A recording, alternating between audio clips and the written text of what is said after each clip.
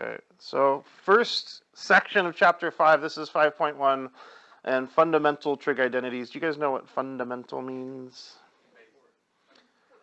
Like important, basic, like the basic structure of something, yeah. So foundational. So these are going to be the identities that the identities that you see on the pink sheet that I gave you today. And we're going to explore them kind of a little bit at a time. So we're going to have sort of two phases to our lesson today. We're going to go through and introduce a bunch of the identities. Now, they're already on your sheet, so we're not going to be writing down every single one of them, but there are some of them that I want to talk about and try and make some connections back to some things that we learned in first semester. And then the second phase, we're actually going to use these to do some problems. And fair warning, I'm going to preface this now and then I'll talk about it later. I'm going to get really picky about how you do some of these problems and the format that you use for it. And there's a reason for that I'll explain in a minute. But we don't need to worry about that right now. Let's just kind of explore some of these things together. So reciprocal identities, there are 3 of them on your sheet. And I'm hopeful that we're feeling pretty good about these already because we used them, right? We used them all last unit. So for example, we already know that cosecant is the same as 1 over sine.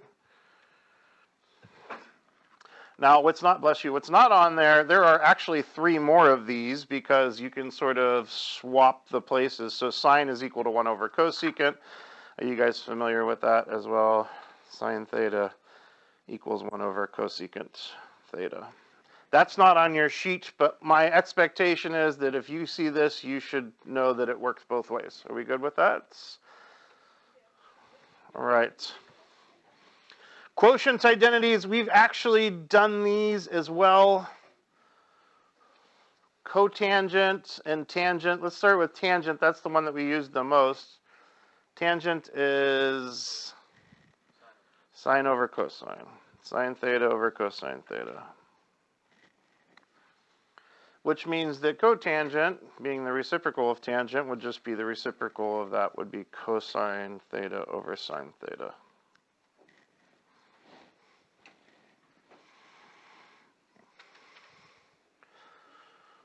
All right, so those first 2 are things that we've seen before. You got any concerns, comments, questions so far? Yes.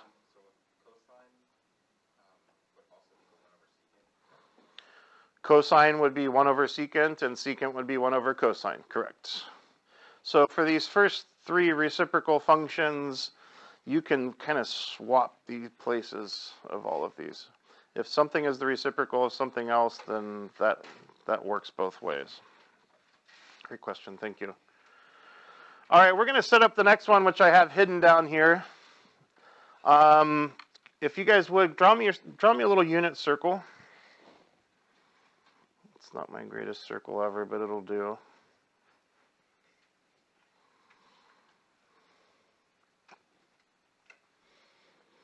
And draw a point someplace in the first quadrant. Give me a radius out to that point and an angle theta.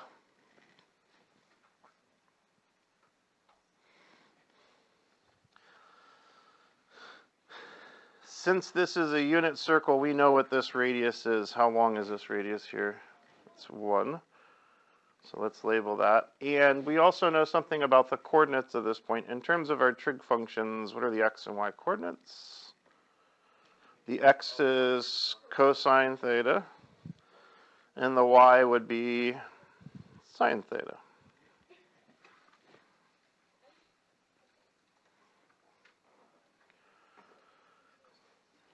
Turn that into a reference triangle for me, please.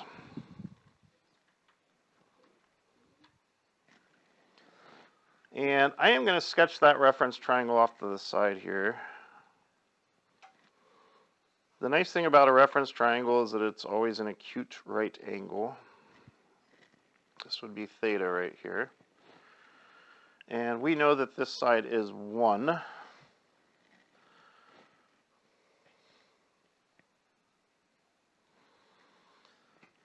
This side would be, well, the length of this would be the same as the x-coordinate of my point, right? Which is cosine theta. So the bottom of this would be cosine theta, and the vertical side would be sine theta. I'm hearing some people say it already. Think back to geometry and even before that. The most famous formula that people know about math. The Pythagorean. So the next set of identities are going to be our Pythagorean identities. The first of which, and the fundamental one, is sine squared theta plus cosine squared theta equals 1. That comes from applying the Pythagorean theorem to this. Sine theta squared plus cosine theta squared equals 1 squared. Now 1 squared is just 1, agreed? This is a notational thing. This is the conventional notation, the accepted notation, that we don't put it in parentheses, put a square on the outside. To save ourselves some time, we just put a square on the sign. If you guys remember back when we were doing inverses, I said I wasn't a huge fan of how they did the inverse with the little -1 because it makes you think that it's an exponent. With a -1, it's not an exponent, but if it's a 2, it is an exponent. It literally means multiply sine theta by itself. So there's our fundamental Pythagorean identity, but there are 3 of these. And I personally do not memorize the other 2 because I can get them really quickly. So I'm going to show you how I do it. First of all, I wrote out my sine squared plus cosine squared equals 1 twice.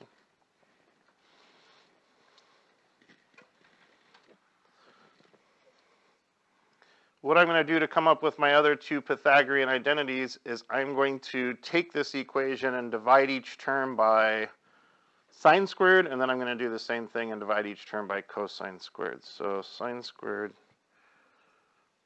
theta first, and then I'll do cosine squared theta for the other one.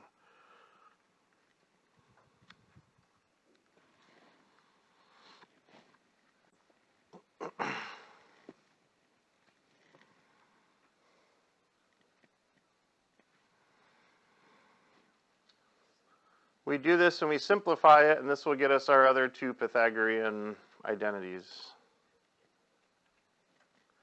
So go ahead and simplify those 2. Remember, you know what cosine squared over sine squared is, and you know what 1 over sine squared is.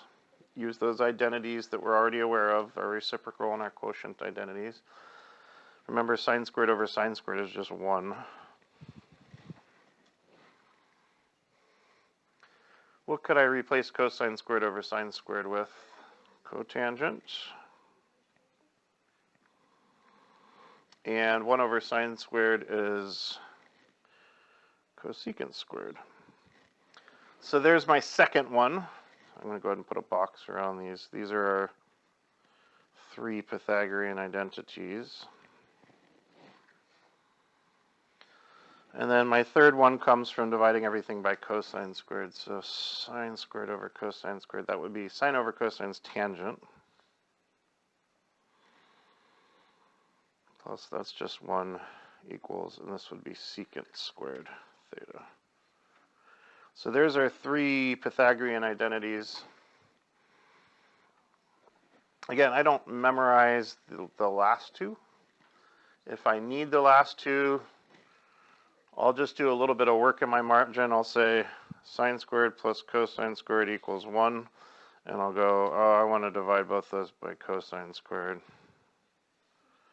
And I'll be able to look at this and say, oh, that's cotangent plus, or sorry, tangent squared plus 1 equals 1 over cosine is secant squared.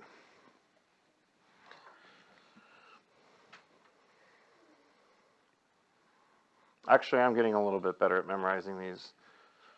Questions? The plus 1 comes from when you cancel this like sine squared theta out. Yep.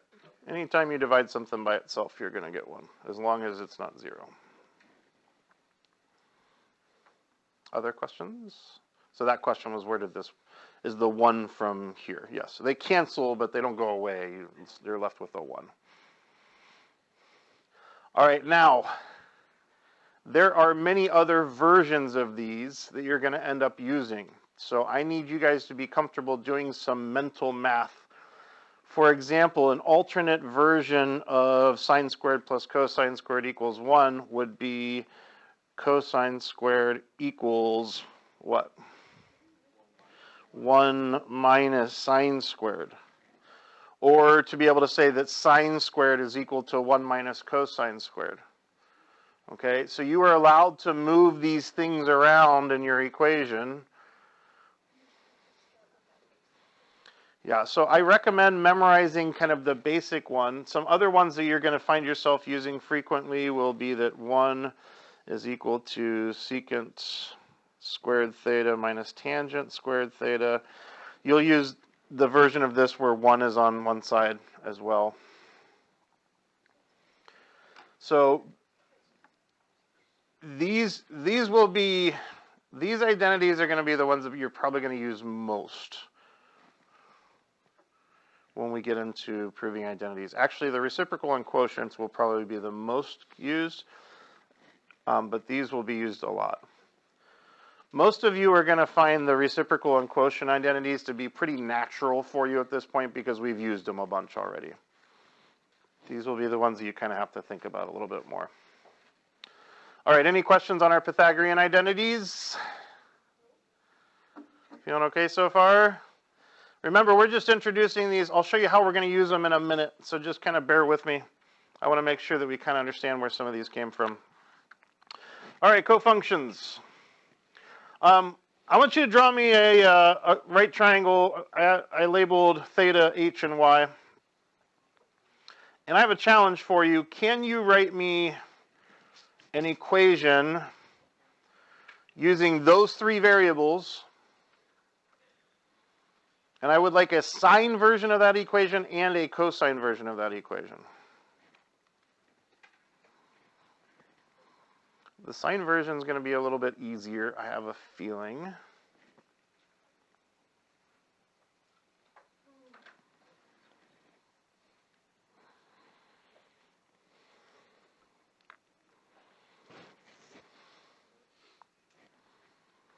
So what I'm asking you to do is give me a good old SOHCAHTOA equation here. Sine of some angle is equal to some side over another side. You guys feel confident to do that?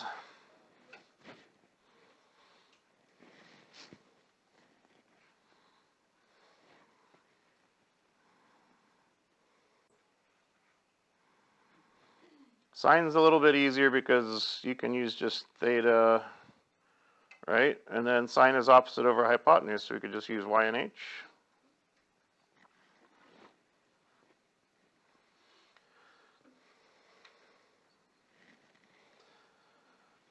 That one's a little bit easier, but the cosine one's a little bit trickier. Because if we're going to use y and h with cosine, we can't really use this angle, can we? If I want to use y and h with cosine, I need an angle where y is adjacent. I need to use this angle instead. And I don't have a label for this angle, but could we write that angle in terms of theta? It would be 90 minus theta. Always, for any right triangle. For any right triangle, these two angles have to add up to 90, agreed? Do you guys remember that vocabulary term for two angles that add up to 90? Complementary, yes, good. So this would be 90 minus theta. So if I wanted to write a cosine equation, I'm not using theta anymore, I'm using 90 minus theta. And it's cosine, so it'd be adjacent over hypotenuse, so it's y over h. Are we okay with those two equations? Compare and contrast, what do they have in common? They're both equal to y over h, which means what? It means that these two things are equal to each other. The sine of theta is equal to the cosine of 90 minus theta. And it turns out that this is true for all cofunctions in any angle theta. So these are called the cofunction identities. We're going to use radians instead of degrees here. If I wanted to write this as sine, I could say that the sine of, here's 90, the sine of 90 minus theta is equal to the cosine of theta. Okay, this works with any cofunction. So let's try this one out. See if you can complete this one. The cosecant of fancy 90 minus theta is equal to, it's going to be something of theta. What's the cofunction of cosecant? Cosecant? Cosecant? No, the cofunction, not the reciprocal. The cofunction, it's the version that has the co or doesn't have the co, is secant. So when we say cofunctions, sine and cosine are cofunctions, right? One's got the co, the other one doesn't. Secant and cosecant are cofunctions. Tangent and cotangent are cofunctions. So let's do a tangent version. The tangent of 90 minus theta would be equal to, what's the cofunction for tangent? Cotangent of just plain old theta.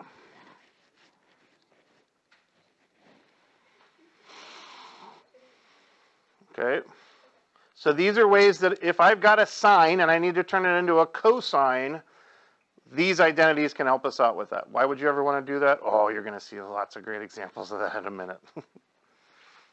All right, so cofunction identities help us change between those. We got one more to go over today, guys, and then we're going to get into phase 2 where we'll actually be using this. Any questions so far? We've covered reciprocal and quotient identities, which you guys are hopefully feeling pretty confident with already. Pythagorean identities, you're going to be using these left and right all over the place. Cofunctions don't come up nearly as often. And you'll know when you need to use a cofunction because you're going to have this pi over 2 minus theta is kind of a dead giveaway for when you need to use this.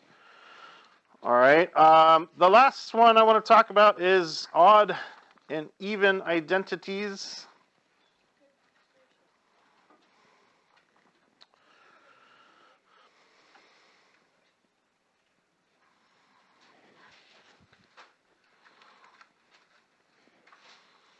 We talked about odd and even back in chapter 1, and then we referred back to it in chapter 2 and chapter 3. I think we maybe even mentioned it last chapter. If you have a strong understanding of what odd and even functions mean, you're not going to need to memorize these.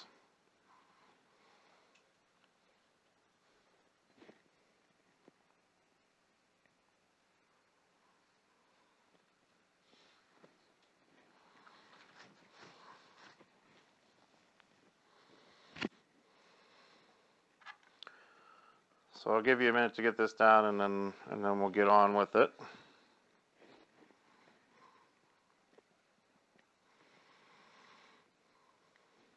The first thing I'm going to challenge you to do is see if you can remember from chapter 1, what is the definition of odd and even? We have used this over and over and over again. Remember, I was really picky back when we were doing this. I said your work must start with this and it must end with something else. And the reason I asked you to do that was so that you would practice memorizing what these things are. Odd and even functions are so useful in math.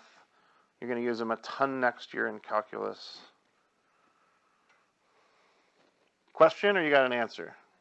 Okay, hang on a second. Folks are still kind of getting stuff down here. I don't want to leave anyone behind here.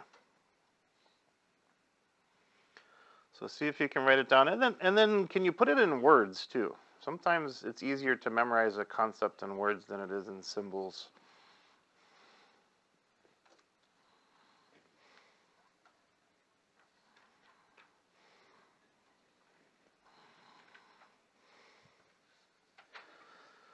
I'd say for me in words, the big thing about odd and even identities is that they relate f of negative x to f of x. That's what they do. They relate f of negative x to f of x. So help me out with my odd. What should I put here symbolically? Equals the same thing. That would be true, but that's, it would be negative f of x. And if it's even, then f of negative x equals f of x. Odd and even function identities relate f of x to the version where that's a negative x. If it's odd, are they the same as each other? No, if it's odd, they are opposites of each other. If it's even, they are the same.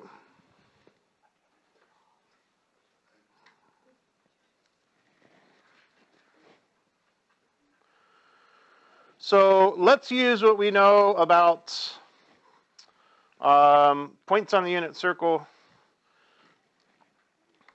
and some symmetry to see if we can figure out sine and cosine, whether they're odd or even. So remind me again, how does this go? Cosine comes first, and then sine comes after. Okay. And then I'm going to rewrite these, but I'm not going to write them. Well, actually, we will. Let's write this. This would be cosine negative theta and sine negative theta. It's got a different angle, right? So it's different.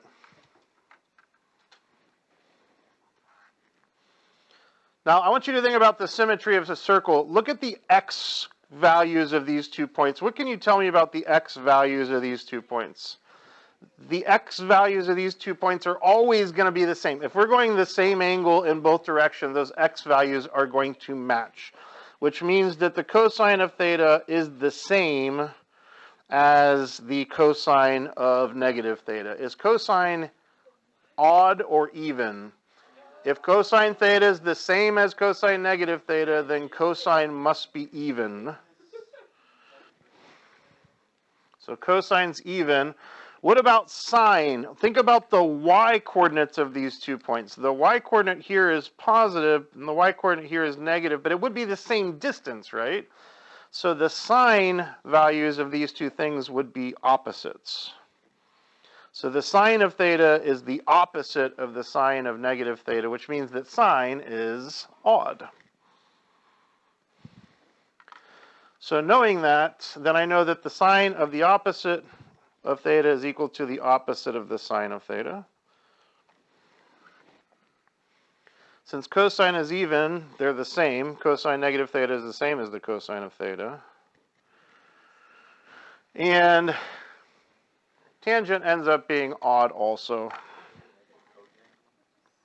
It would just be negative tangent theta.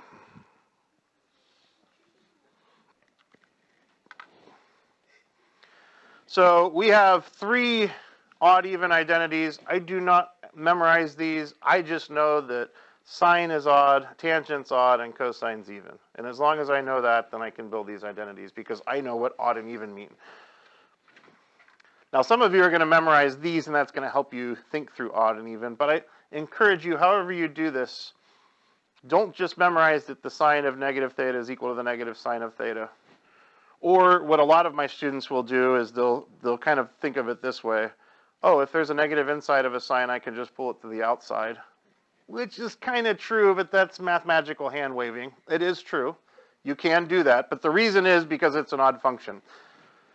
This odd and even, again, it comes up a lot in calc. So if you can use this as an opportunity to really cement that concept in your mind, it'll benefit you in the long run. Yes?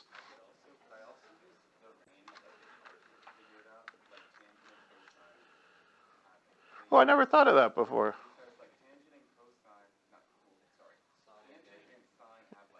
I like that. What a great connection. Do you guys hear that? Sine and tangent go together with another kind of related concept that we've talked about recently with inverses. Yeah, so sine and tangent match each other with inverses. They also match each other in terms of the ranges of the inverses, right? And they also match each other in terms of even and odd. That's a great connection. Never made that one before. But yeah, and that would be related as well. Because even and odd also have to do with whether the graph is symmetrical about the origin or about the y-axis. Yeah, that's great. Thank you for that. You just taught me some great trig. Cool. Any other great insights, comments, questions? That's fantastic. All right, here we go. We're going to simplify some stuff. I got some rules. You've got to show steps here. Okay. Do you guys remember back to geometry when you had to do proofs? Don't roll your eyes because you need you to keep a positive attitude because that's most of what we're going to be doing in this unit is proofs with trig. Okay, and it's going to be fine. They're a puzzle. The nice thing about proofs are they give you the question and they give you the answer, and all you got to do is fill in the blanks in between. Because of that, though, you've got to show your steps, okay? So we get to this unit, and inevitably, I always have a handful of people that have a decent understanding of what's going on and get a terrible grade on the test because they absolutely refuse to show me their steps, okay? When I give you some of these problems, not the ones we're doing today, but the ones that we'll start on Thursday, I'm going to give you the problem, and I'm going to give you the air quotes answer. Your job is to clearly communicate what happens in between. So these are my rules. You're only allowed to use one identity substitution per step. You cannot do 2 substitutions at a time. And when I say this, I should say one category of identity substitution.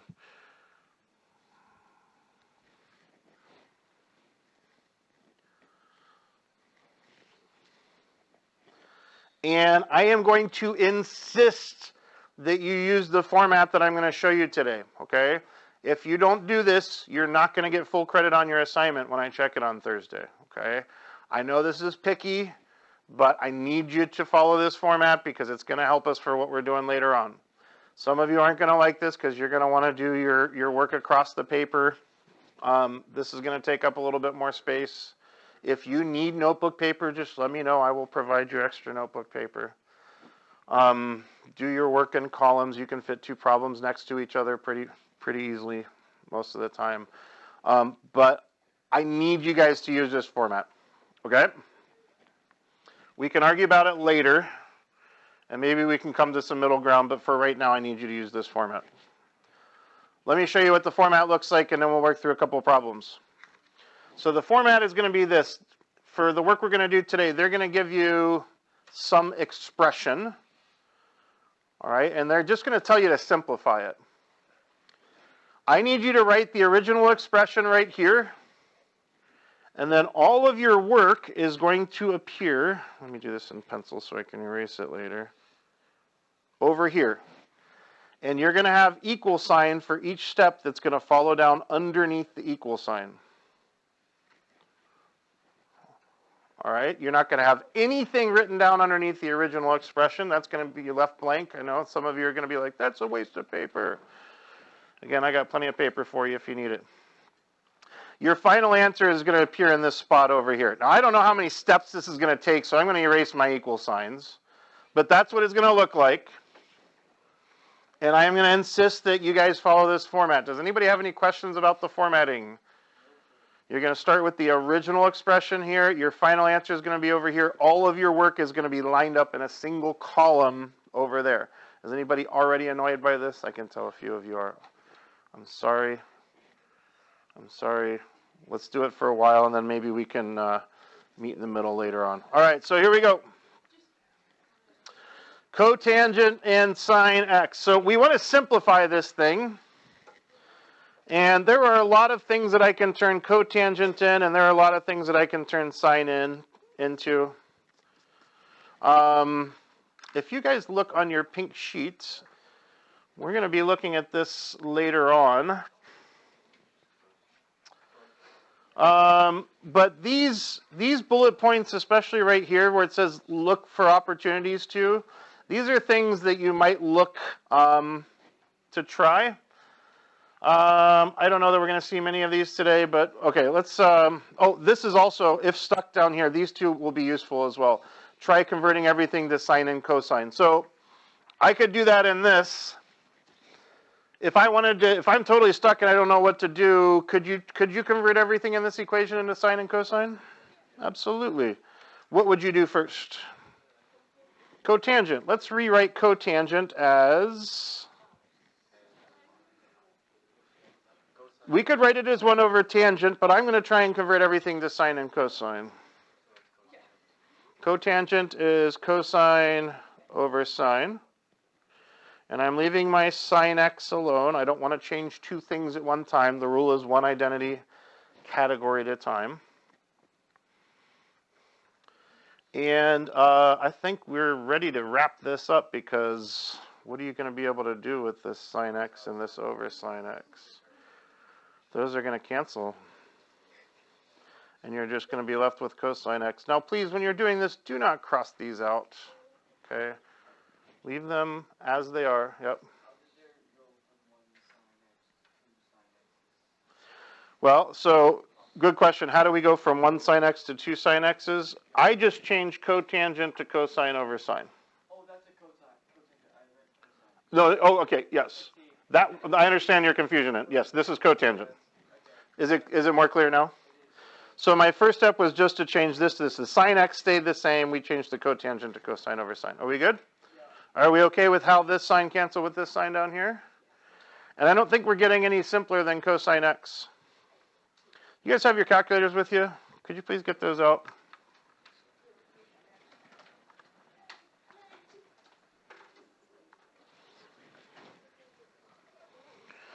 We're going to check our work by graphing.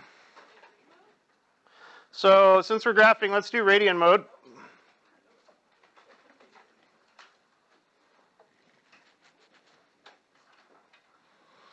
So in some of your problems today, they're going to ask you to simplify and verify by graphing. You don't need to show me work for verify by graphing. I just want you to do it. You're going to have some odd numbered problems, so you won't have answers. This is how you're going to check whether you're doing them right. Okay? So are we in radian mode? So go to y equals, and what we're going to do is we're going to type our original function in, our original expression in. I don't have a cotangent button, so I'm going to have to type 1 over tangent x times, and this is sine of x. So that's my original. And then I'm also going to graph another function at the same time. Anybody want to guess what my other one's going to be? Let's graph our answer that we came up with. And when I graph these things, what am I hoping to see? I want them to overlap with each other perfectly. Now, I'm actually not going to graph them. I find it easier to just look at the table. But let's go to our table settings and make sure that we're not still in that weird. Make sure you're in auto for your independent and dependent. The table settings are second window. So go into your table settings for second window. Make sure you're in auto for both. And then look at your table. And I am feeling pretty confident. Now we've got there's an error here, but everything else is looking pretty good. Okay, and why is there an error? Because what is the cotangent of 0? Cotangent of 0 is actually undefined. So this you can't plug 0 into, but this one you can. If you have one entry in your table, one or two entries in your table where one's an error and the other one's not, that's not a big deal. Okay? If everything else matches up perfectly, then you should be feeling good about your work. Okay, let's do another one. Any questions on this before we move on? We'll call this our final answer. So that was a nice two-step one. Example 2, I wrote myself a little note to use the calculator to check, so I wouldn't forget to show you guys that.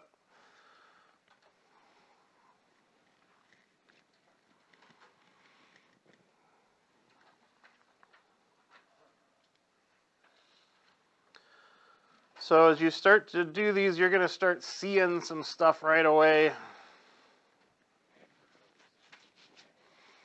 What's the first thing you notice here? What's the first thing like, ooh, I could replace this with something else? This is that 90 minus x thing. We talked about those are the cofunctions. What's the cofunction of sine?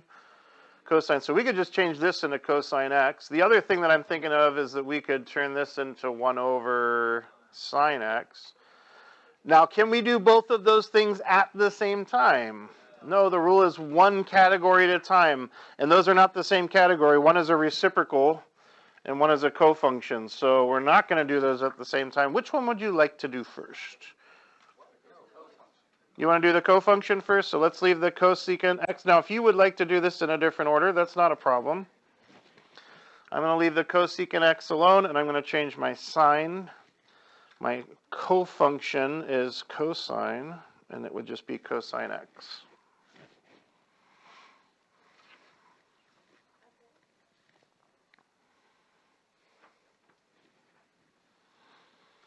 All right, we're going to line up our equal sign and just do our work in that right-hand column there.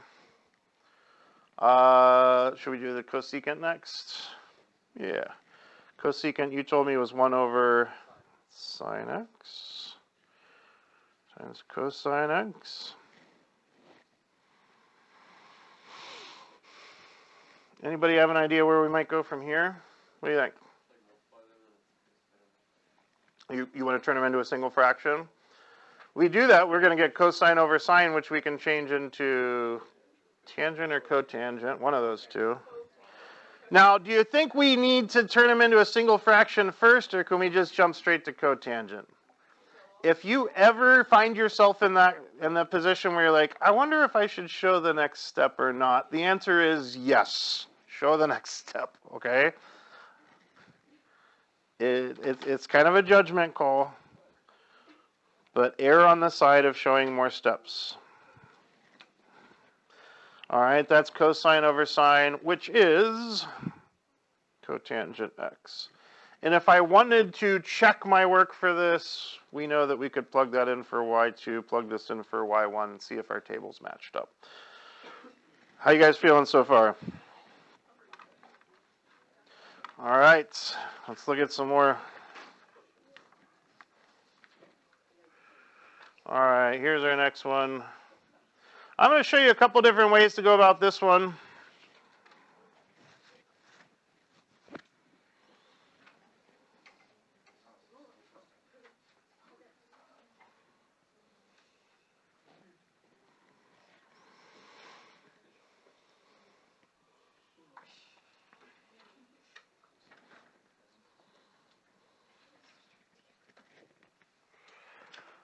Don't worry about, I've got a little note up there to show you a couple different ways to do this. Our Algebra 2 students, on their last test, they were dealing with compound fractions. You guys remember doing that last year? Fractions inside of fractions. You're going to see a lot of those in this unit. We'll deal with those in a couple different ways. I'll show you a couple different ways of dealing with them here. All right, so as somebody who's done a ton of these, first thing I'm thinking, especially when I see the top of this, is, anybody want to guess? I'm thinking about Pythagorean identities. I see something squared and I see 1 and I'm thinking Pythagorean identities. So I don't have this one memorized, the one with cosecant, so I'm going to look at my page. Was there a question I missed? I'm sorry. Okay. I'm looking at cosecant. The one with cosecant is 1 plus cotangent squared, but we've got cosecant minus 1. Do you guys feel comfortable just mentally rearranging this equation so it says cotangent squared equals cosecant squared minus 1? Are we okay with that? So I would say this is just cotangent squared up here. That would be my first move. Sorry. I would say this is cotangent squared up here. Okay, I'm going to write down the Pythagorean identity up here. This is straight from my pink sheet. The one with cosecant squared, I'm looking at this row right here, my Pythagoreans. The one with cosecant is, it is 1 plus cotangent squared is equal to cosecant squared. I'm comfortable in my head rearranging that to say cotangent squared equals cosecant squared minus 1. Are you guys comfortable with that?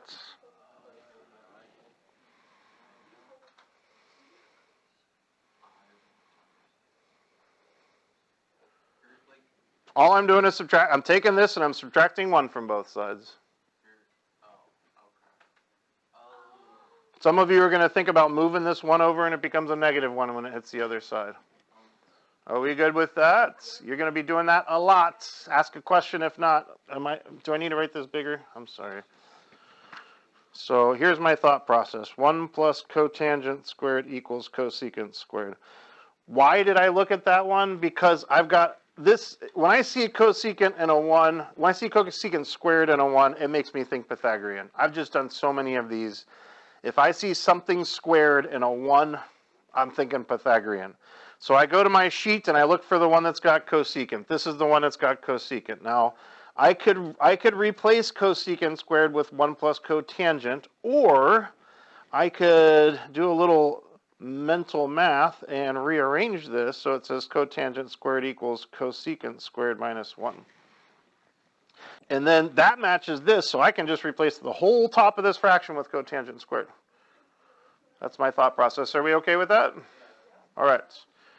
So I'm going to do that. This is cotangent squared x, and this is cosine squared x.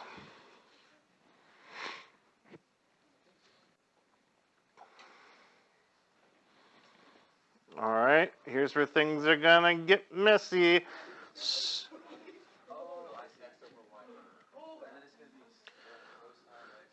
So, not 100% sure where to go, but I know that oftentimes if you get stuck, turn everything into sine and cosine. We could turn in cotangent into sine and cosine. Now, this is going to get messy. It's going to be a fraction inside of a fraction. Make sure it is very clear to me what is your big fraction and what is the fraction that's inside. Okay, don't make me guess. Make sure your fraction bars are significantly different from each other. So I'm turning cotangent squared into... Cotangent is what over what? Cosine squared x over sine squared x. All right, from here I'm going to branch out and I'm going to look at this two different ways. Any questions about where we've gone so far? All right, and one of them, I'm going to leave this alone. Cosine squared x over sine squared x all over cosine x squared x.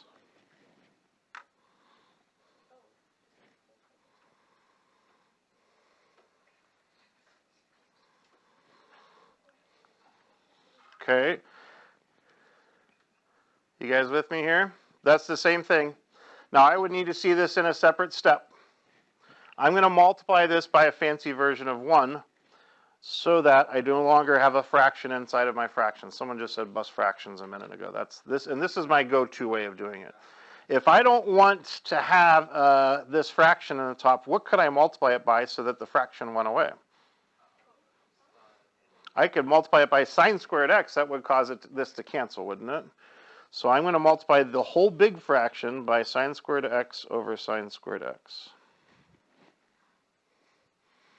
That's going to allow this sine squared and this sine squared to cancel. So now I don't have a fraction anymore inside of my fraction. I've just got cosine squared x is all that's left in the top. That sacrifice, though, the cost of that sacrifice was now I have cosine squared and a sine squared x in the bottom.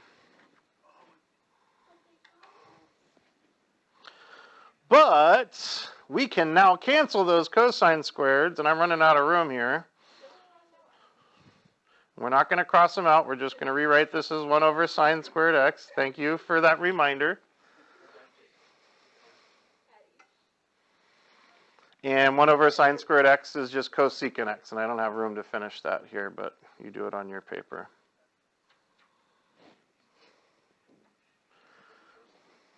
It would be cosecant squared x. That's one way. I'll show you the other way that some of my students like to do this. And it just depends on how you learned this last year. I think Mr. Skaggs, I think he likes to teach it sometimes as this is just division, so just take this fraction and divide it by the, or multiply it by the reciprocal of this. So another way you could do it is say, I'm going to change this into, what is SC? I don't know. Sometimes when you write and talk at the same time, weird stuff comes out. So here's my cosine squared x over sine squared x. Okay. Guys, can I get your attention, please? This is going to work better. Some of you are going to like this better. Some of you are going to like the other way better. Instead of dividing by cosine squared, which is what this big fraction is, I'm going to multiply by the reciprocal of cosine squared x. You're going to get the same answer, yeah. This one's actually a little bit faster because I can already see these cosine squared canceling. So then you get 1 over sine squared x. So I think we end up finishing this one step quicker than doing it the other way. Equals cosecant squared x. Again, please resist the urge. I know it feels so good to cross these things out, but we don't want to do that. Question? Oh, go ahead. Why don't we want to cross it out? Because the whole point of doing this is to communicate the steps in between.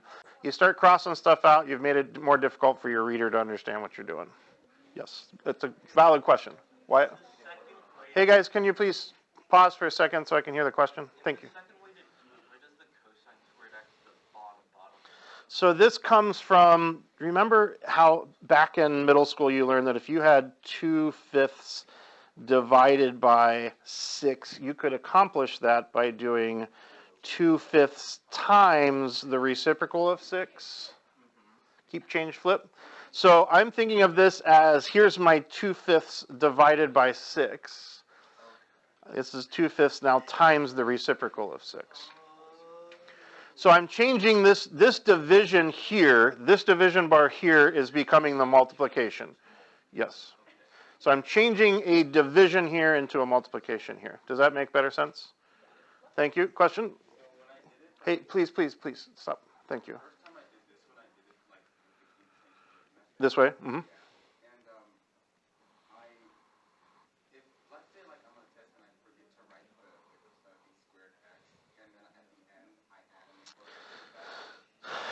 Yeah, so the question is like if and you've seen me do this a couple times today where I'm not writing like the x, like up here I didn't write the x.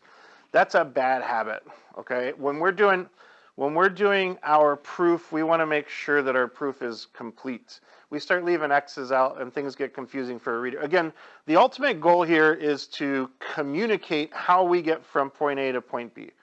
Okay? The answer is not the important thing on these problems. I hope that nobody does this, but last year I had 5 or 6 students came in and they had this and then they wrote the answer down. And I gave them like 1 out of 4 for their assignment because they didn't show me any steps in between. This is about 25% of the value of this problem. And the main value is learning how to show step by step how do we get there. Thank you for that question. Others before we move on to our last couple?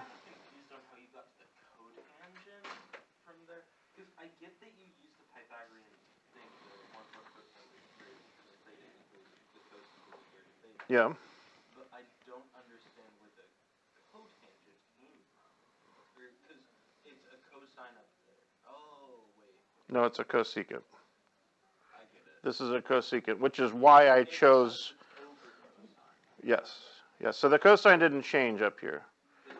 So the reason I chose this particular Pythagorean identity to start with is because this was a cosecant.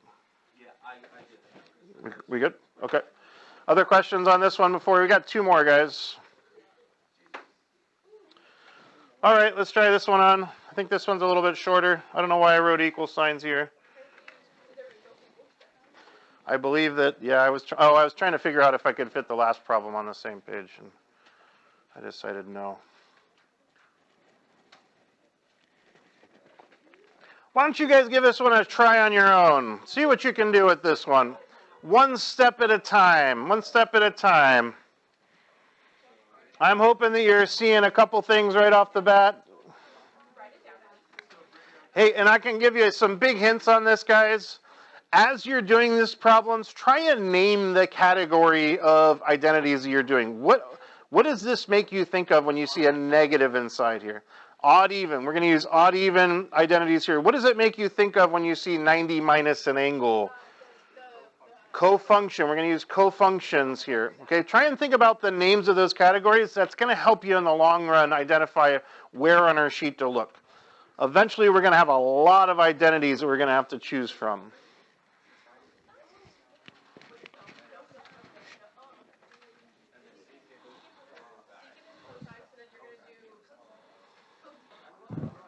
All right, we did, let me catch up to you here. I saw people do this in a lot of different orders. The first thing that sticks out to me is the cofunction. So this would become cosecant of just x. And then I'm going to deal with the odd even. Sine is negative, so negative sine x, and then cosecant x. And then if I get stuck, my fallback always, if I'm not sure what to do, is if I have something that's not sine or cosine, turn it into sine and cosine. Cosecant is 1 over sine. And then I don't feel like, if you want to, you could write this as negative sine x over sine x. I'm comfortable with you canceling just like this. This is just going to be -1 for our final answer. All right. So now some of you may have tackled the even odd first and then done your cofunction after that. That's fine. It really doesn't matter what order you tackle these in. Does anybody have any specific questions about theirs? Yeah. I went from the negative sine x over x straight to the negative sine x over sine x. Negative sine x over sine x? Yeah, you'd lose some points for that. Okay, my rule is one category at a time. To go from here to here, you're doing even odd. To go from here to here, you're doing reciprocal. Those aren't the same category. Now, if you had two things that were both even odd, I'm okay with you doing those in the same step, okay? But only one category at a time, okay? So I'm glad you asked that question. You got some feedback. I don't want you losing points on the actual test or your assignments. Other questions? Guys, I've asked you like so many times today. Can you please stop? I'm trying to answer some questions. Thank you. Yeah. You can ask me, yeah. On your test, if you're like, I'm not sure if I showed enough steps. Now, I mean, if I'm not available, like, because I'm helping someone else, like, just show the step. I'm not gonna. What I won't do is go through and grade your proof for you. Okay, like, so if you can ask, but I might say just show it. If you're not sure, just show it. Is probably the answer I'm going to give you. Okay. Yes.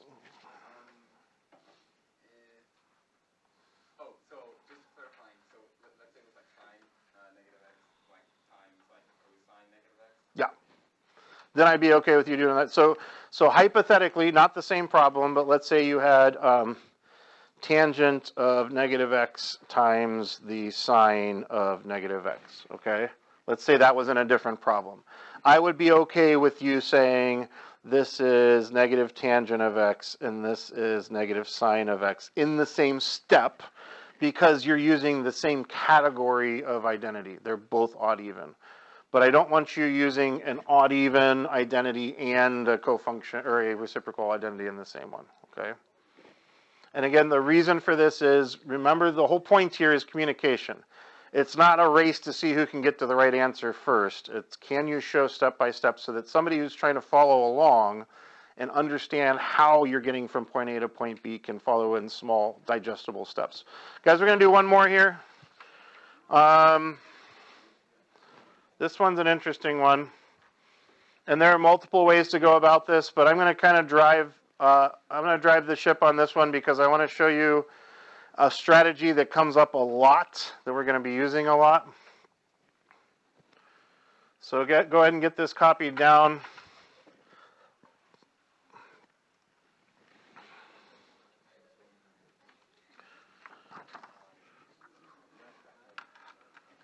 Okay, so I love that we're thinking about different options. I'll tell you, if I were going to work on this proof, there's kind of two first steps. One would be to actually distribute the sign in, and that would be a valid option, and it would totally work, and it may actually be faster than the way I'm going to show you, but I want to show you something that we're going to be using a lot, so just kind of follow along with me. So what I'm going to do is instead, I'm going to start by expressing everything in terms of sines and cosines. So I'm going to leave the sine x alone on the outside here. I'm going to express tangent x as sine over cosine and cotangent x as cosine over sine. Kind of wish I left myself a little bit more room here for this next step. The reason that I wanted to show you this, and again, I could distribute this sign into here at this point, and I could get to a final answer, but a very common strategy when you're dealing with fractions is to get a common denominator and combine those two fractions into a single fraction. And I want to make sure we're comfortable how to do that when we're dealing with fractions that have sines and cosines. So I want to show you what that work would look like. So my next step here is going to be to, I'm going to annotate this, is going to be to get a common denominator. So the sine x is going to stay on the outside. I need to move my equals over to make some space here. And when you get a common denominator, I need to see your fancy one multiplication. So I'm going to rewrite what I've got. I'm going to sort of color code this.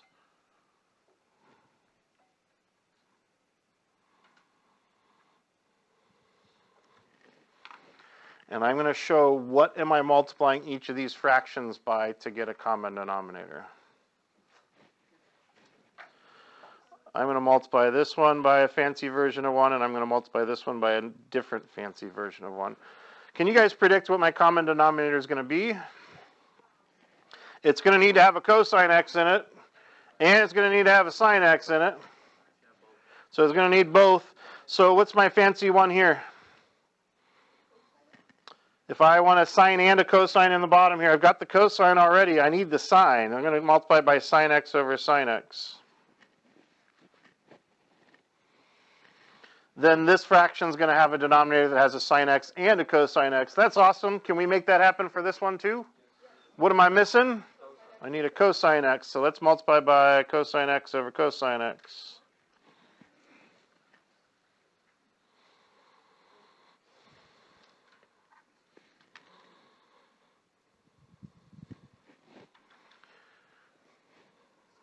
All right.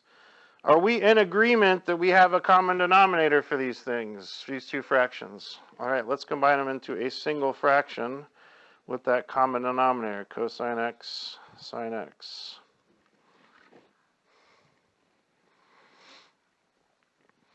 And we're just simplifying here, so I can do kind of multiple simplifying stuff at the same time. I'm not using any identities here. Sine x times sine x is just sine squared x. And cosine x times cosine x is just cosine squared x. And it will not be long before you guys see this right here and start getting really excited. Woohoo! Sine squared plus cosine squared. Sine squared plus cosine squared. What is sine squared plus cosine squared? It's just 1. Sine squared plus, oh, it's so awesome when sine squared plus cosine squared shows up. That's our Pythagorean identity, right? Sine squared plus cosine squared is equal to 1. So I can just replace the whole top of that fraction with a 1. Oh, this is about to be finished, guys. I love it when it all comes together. So that becomes a 1.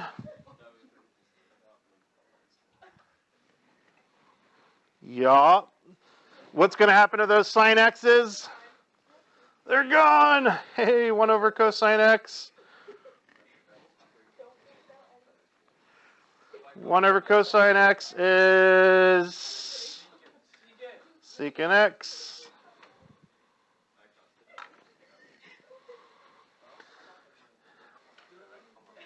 If you gotta cross it out, just do it lightly. Okay? I know it's kind of fun. Yeah. Second step.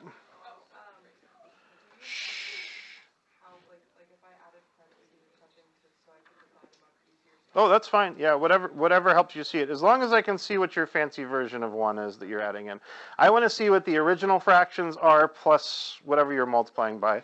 So I really, at this point, I don't want you skipping from this step to this step. I would be uncomfortable with that. Okay, are you guys all seeing that? I do not want you skipping from here to here. I know that some of you are going to be able to, not too long, if not already, be able to do that in your head, go from here to here. But I want to see this step where you're multiplying by your fancy 1. Other questions there? All right, your assignment's on Canvas, and I was very specific, but we've been talking about it all day today. Folks, I need to see this format, original expression, all your work's on one side, and we come to the final answer down here. This is what our proofs are going to look like that we're going to start doing on Thursday. Let's get into those good habits now. Please work on only showing one step at a time. Hey, folks, one more quick thing. This is optional, but it will help you. if you're doing this and you want to get really good at this and kind of minimize some of the struggle you're going to have when we get into actual proofs, annotate what you're doing. For example, from here to here, I use the Pythagorean identity. So annotate, what are you using? From here to here, I just canceled. From here to here, I'm using a reciprocal. Okay, annotating those categories, writing those things in is going to make you stronger. I'll tell you, just fair warning, what we're going to get into on Thursday where we're doing proofs on these things, this gets a little bit more difficult. Because now you're not just trying to simplify, you're trying to take one complicated expression and turn it into another complicated expression. Okay, so the more familiar you can get with these different identities while things are kind of simple now, the easier things are going to be later. Okay, thank you.